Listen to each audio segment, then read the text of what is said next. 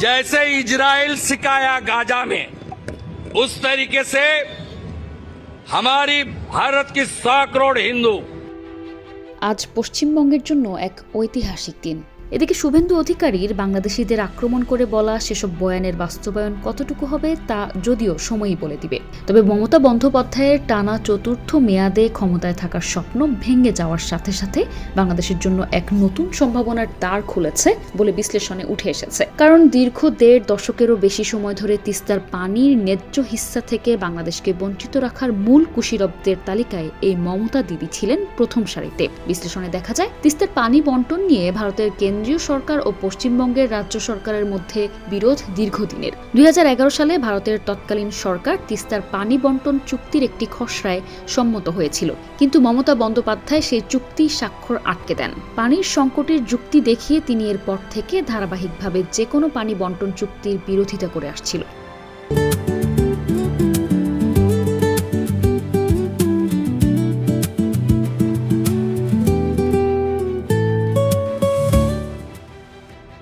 সবচেয়ে তীব্র বিরোধ প্রকাশ্যে আসে ২০২৪ সালে। বাংলাদেশের তৎকালীন প্রধানমন্ত্রী শেখ হাসিনার দিল্লি সফরের পর প্রধানমন্ত্রী মোদি গঙ্গার পানি বন্টন চুক্তির নবায়ন এবং তিস্তা উন্নয়ন সমীক্ষার ঘোষণা দেন। আর সেই ঘোষণার পর দিনই মমতা মোদিকে চিঠি লিখে তীব্র প্রতিবাদ জানান। তার অভিযোগ ছিল, রাজ্যকে অন্ধকারে রেখে কেন্দ্র বাংলার পানি বিক্রি করতে চাইছে। এমনকি হুঁশিয়ারি দিয়ে বলেছিলেন, কেন্দ্র একতরফা সিদ্ধান্ত নিলে দেশ জুড়ে আন্দোলন গড়ে তোলা হবে। মমতার এই অবস্থান নতুন ছিল না। ২০১৭-২০২২ সালেও তিনি মোদিকে একাধিক চিঠিতে পানি বন্টনের বিরোধিতা করেছেন। ফলে কেন্দ্র রাজি থাকলেও রাজ্যের বাধায় বারবার আটকে গেছে তিস্তা চুক্তি।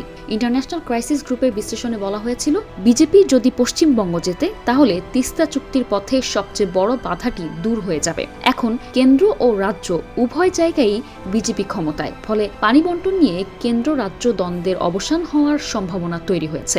একই সঙ্গে গঙ্গার পানি বন্টন চুক্তি ডিসেম্বর ২০২৬-এ মেয়াদোত্তীর্ণ হতে চলেছে, যা বাংলাদেশ ভারত উভয় পক্ষের জন্যই আলোচনার জরুরি ভিত্তি তৈরি করছে।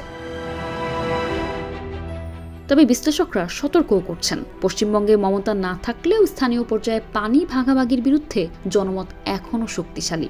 নতুন বিজেপি সরকারও সেই চাপ সম্পূর্ণ উপেক্ষা করতে পারবে না। এছাড়া বাংলাদেশ ও বাংলাদেশিদের হরহামেশা আক্রমণ করে কথা বলা শুভেন্দু অধিকারীদের নেতৃত্বাধীন বিজেপি পশ্চিমবঙ্গে পানির হিস্সা না দিয়ে যদি পুশব্যাকের দরজা জোর করে খুলে দেয়, তবেও অবাক হওয়ার কিছু থাকবে না। ডেস্ক রিপোর্ট, ২১শে টেলিভিশন।